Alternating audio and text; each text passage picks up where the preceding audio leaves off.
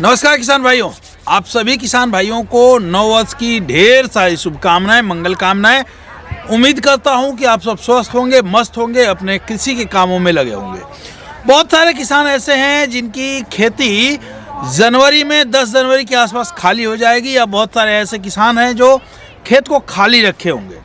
यदि आपके पास भी खेती खाली है तो मैं सब्जियों में एक ऐसी सब्जी बता रहा हूं जिसको यदि आपने जनवरी में 10 जनवरी के आसपास लगा लेंगे तो यकीन मानिए 1 एकड़ से 1.5 से 2 लाख 3 लाख रुपए तक की बचत संभव है। बहुत सारे हमारे किसान हैं जो इसको बहुत पहले से कर रहे हैं और मैं ये चाहता हूं कि इस बार आप भी इस खेती को करें।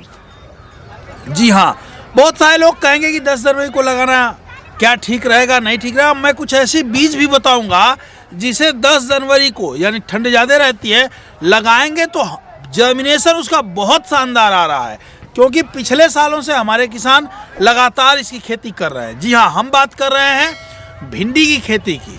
भिंडी की खेती यदि 10 तारीख के आसपास लगा लें और जो मैं बीज बता रहा हूँ उन बीजों को लगा लें तो 45 दिन के बाद यानी मार्च के फर्स्ट वीक में आपकी भिंडी मार्केट में होगी। और मार्च के फर्स्ट वीक में जो किसान हैं वो जानते हैं कि भिंडी की जो रेट है वो 100 से 110 रुपया, 120 रुपये तक जाता है, कभी कभी 80 रुपये तक भी जाता है।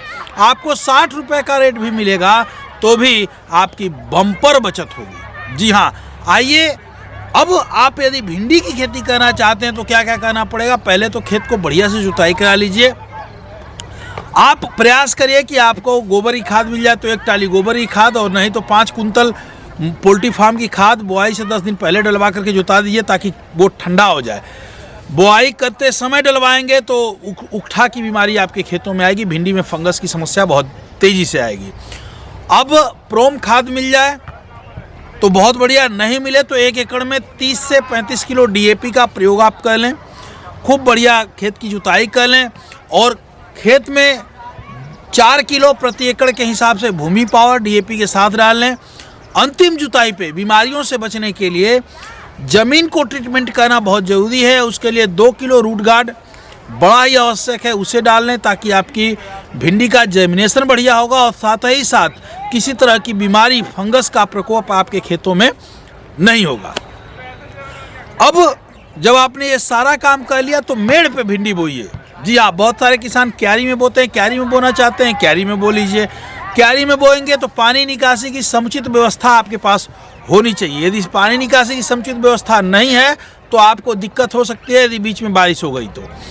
अब आपने मेड़ बनाना है तो आलू की जैसे मेड़ बनती है उस टाइप की मेड़ बना लीजिए, ठीक है। भिंडी के बीजों की बात करें तो कुछ मैं बीज लेके आया हूँ, उनके बारे में बात करूँ तो देखिए, बायोसीड्स की आभा लगेगी। 10 जनवरी से लगाना शुरू करिए, बायोसीड्स की आभा लगेगी। और बायोसीड्स का ही 169 169 एक वैरायटी है, वो भी लगेगी।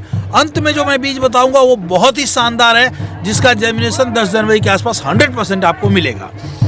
दूसरी मैं बात करूं तो अवतार सीड्स की आती है नाब्या, जो बहुत ही बढ़िया है। फल भी इसके अच्छे हैं, सुनहरे हैं, रेट भी इसका अच्छा मिलता है, तो नाब्या लगा सकते हैं। इसके बाद आप गोल्डन सीड्स का आप जानते हैं 216 नंबर गोल्डन का बहुत अच्छा है। और गोल्डन सीड्स की राधिका बहुत लोग बहुत दिनों से इसे लगाते आते हैं और बहुत लोगों के प्रिय है राधिका। थोड़ा सा जनवरी के बाद आप लगाएंगे तो ठीक रहेगा।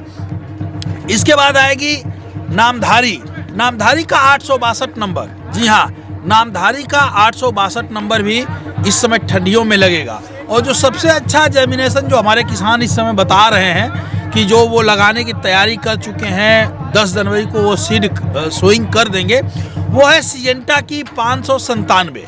पिछले साल देखा गया कि सिजेंटा की 597 जो बीज है, इसको जब हमारे किसानों ने लगाया तो ठंड में भी इसका जर्मिनेशन उनको बहुत बढ़िया मिला। इसलिए मैं ये कह रहा हूँ कि सिजेंटा की 597 नंबर आप भी लगा सकते हैं, सिजेंटा का 597, ठीक है। बहरहाल ये हमारे नॉलेज में जो बीज थे उसका मैंने बताया, बाकी आप बीज के लिए स्वतंत्र हैं, जो भी आपको अच्छा लगे उसको आप लगा सकते हैं। 10 जनवरी के आसपास जब आप लगाना शुरू करेंगे तो आप ये ध्यान दें, यदि मेड़ पे लगा रहे हैं या क्यारी में लगा रहे हैं तो छोटी छोटी क्यारियाँ बना लीजिए, पानी निकास की व्यवस्था कर लीजिए। उसके साथ साथ मेड़ पे यदि लगा रहे हैं तो मेड़ पे लगाइए तो कम से कम एक बित्ते यानी 10 इंच की दूरी, बीज से बीज की दूरी 10 इंच और नाली से नाली की दूरी लगभग 1 से 1.5 फीट रखिए, ताकि आने जाने में 1.5 फीट रहेगा तो आपको आने जाने में भी ठीक रहेगा। और साथ में 10 इंच पे बीज लगाइए, इतना बराबर बीज लगाइए आप 10 इंच पे, और उस मेड़ के दोनों तरफ यानी इस साइड भी इस साइड भी दोनों तरफ बीज लगाइए। बीज लगाने के बाद जर्मिनेशन कैसे आपको बहुत बढ़िया मिलेगा उसकी मैं बात कर रहा हूँ।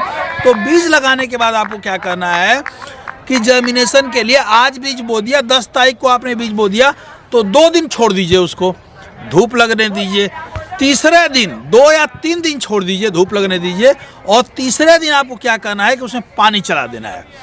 पानी इस तरह चलाइए कि सपोज दैट आपने यहाँ बीज लगाया है तो पानी जब चलाए तो इसके नीचे ही पानी रहे, पानी इसके नीचे तक बहना चाहिए, यहाँ तक नहीं आना चाहिए। इतना भरिए पानी कि ये ऑटोमेटिक नमी, क्योंकि आप क्यारियों में देखे होंगे कि पानी यहाँ भरेंगे तो ऑटोमेटिक ऊपर जो है ऊपर तक ये पानी चला जाता है, वो क्यारी सोख लेती है, बीज तक पानी पहुँच जाता है। तो इससे क्या होगा, जर्मिनेशन आपको बहुत बढ़िया मिलेगा। इसके बाद जैसे ही जर्मिनेशन हो जाए तो सबसे बड़ी कसरत आपको ये करनी होगी कि आप जमी हुई भिंडी को किस तरह से बचा लें ठंडे से। इसके लिए एक दवा आती है स्ट्रेस आउट, उसका स्प्रे हर 15 दिन पे आप यदि करते हैं तो आप देखेंगे कि आपकी भिंडी बहुत ही शानदार होगी। इसके साथ ग्रोथ प्रमोटर ले लीजिए, और फल फूल पे जब भिंडी चली जाए तो फल फूल की दवा लीजिए। यानी जैसे जैसे फसल का स्टेज बदले उस तरह दवाओं को बदलते जाइए। याद रखिए, एक ही दवा हमेशा काम नहीं करेगी। आपको और भी कोई दिक्कत होती है तो आप हमें 92 36 11 47 11 पे फ़ोन करके हमसे जानकारी ले सकते हैं। इसके अलावा इस तरह यदि भिंडी की खेती करते हैं तो यकीन मानिए आपको बहुत बढ़िया शानदार मुनाफा होगा, क्योंकि कई सालों से जो हमारे किसान कर रहे हैं वो ही चीज़ मैं आपको बता रहा हूँ।